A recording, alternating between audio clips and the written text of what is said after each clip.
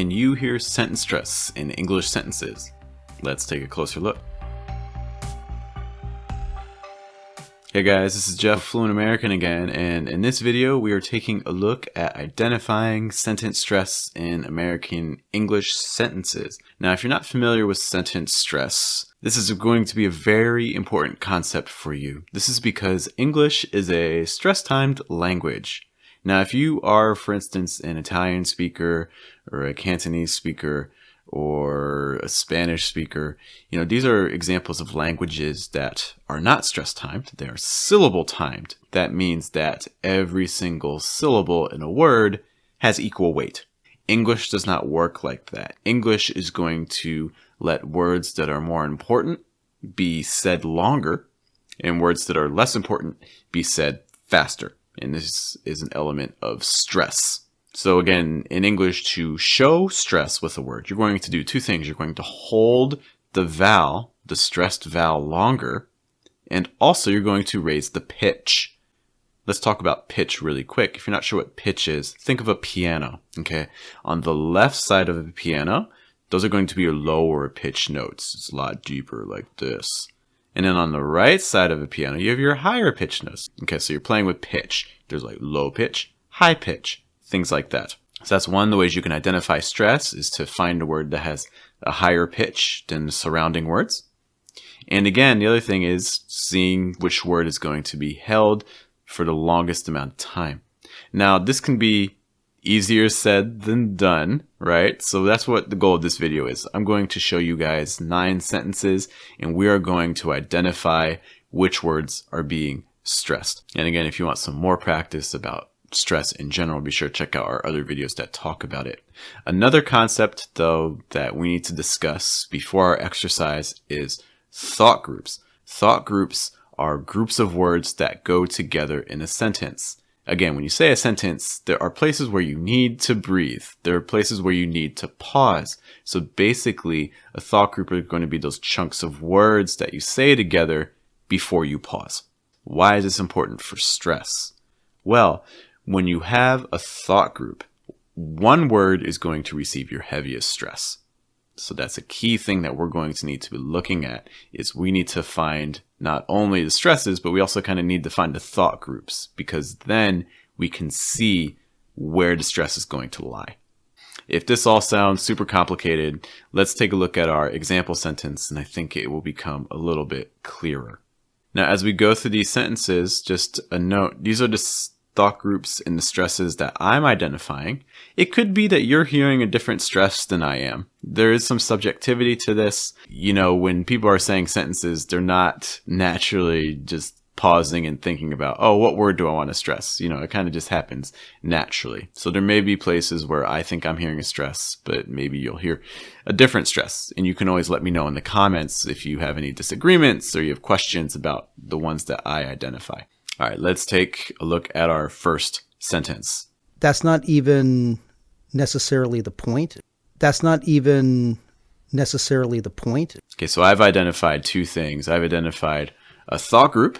For me, the pause is occurring after even. And you can listen in again, see if you can hear that. The pause after even. That's not even necessarily the point. So we've identified two thought groups, right? That's not even. It's one thought group. Necessarily the point. Second thought group. And like I mentioned before, in every thought group, there's going to be one word that's stressed. So for me, the stresses are even in the first thought group and then point in the second one. So again, even and then point. Let's listen again. See if you can hear those stresses. That's not even necessarily the point. Let's take a look at our second sentence. It feels like a lot of people have forgotten what that day was like. I guess my point is that I'm still really sad. Here are all the places where I think there are thought groups. Listen again and see if you can hear them as well. It feels like a lot of people have forgotten what that day was like. I guess my point is that I'm still really sad. Now again, if you have questions about any of these or you want to disagree, and I love disagreements, you can always let me know in the comments. So again, this is kind of giving you an idea of how this exercises work. We identify thought groups, and then once we know thought groups, that makes identifying stresses a little bit easier because it limits the section of the sentence you're focusing on. Let's take a look at our next one. From furniture to books to gas to clothes. All right, so you can see we kind of have a list here. So another thing too is when you have punctuation, so here we have commas, right? So punctuation is an automatic sign to you in most cases, not always, but in most cases that there is going to be a thought group. So for those of you who are watching like Netflix shows or things like that, and you see commas and things, you know, you can automatically, in most cases, assume that there's a pause there. From furniture to books to gas to clothes. In terms of stresses, because of this list, it seems like we're going to be identifying the last word in each thought group. So all of these nouns. Listen again and see if you can hear it. From furniture to books to gas to clothes. So as you can see, you know, this is an exercise that you can do on your own. You know, when you're doing listening practice, don't just like put on your headphones and press play. Try to start identifying these sorts of things. Make your listening a bit more active. Don't forget to subscribe to the channel. Take a look at another one. Now look, we can't assume too much from these human studies. Here are the places where I'm hearing stresses. Now look, we can't assume too much from these human studies. Just to take a moment to look at that, we can't.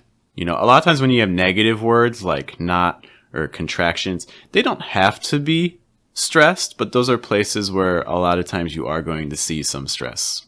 You know, you're trying to really separate a positive feeling from a negative one. So by stressing like not and words like that, you're really emphasizing to your listener that something is not true or something is not the case. How about for our next sentence? We need to get as many people in these registries as possible. Here are the thought groups I'm hearing. Listen again. We need to get as many people in these registries as possible. 4 more sentences for you guys. Why should I have to do something based on someone else's idea of who I am? Here are my thought groups. Here are also my stresses. Why should I have to do something based on someone else's idea of who I am? Here's our next sentence. See where you think the thought groups are and the stresses. Let's play it twice. 72% if you just look at the United States. 72% if you just look at the United States. And again, here are my thought groups and my stresses. 72% if you just look at the United States. 72% if you just look at the United States. Next sentence. Again, I'm going to play it twice. Facebook is just saying, we're not going to play by these new rules. Facebook is just saying, we're not going to play by these new rules. And here are my thought groups and stresses. Facebook is just saying, we're not going to play by these new rules. By the way, guys, if you're looking for more practice with stress and other aspects of pronunciation, you should be in our Telegram group. We practice this stuff every single day. You can see more information at patreon.com/fluentamerican. Hey everyone, so this is our last show of season 2. Hey everyone, so this is our last show of season 2. Here are my thought groups and stresses. Hey everyone, so this is our last show of season 2. How well did you do? Did you agree with most of mine? Any ones that you had difficulties with? Which ones were hardest? Be sure to let me know in the comments.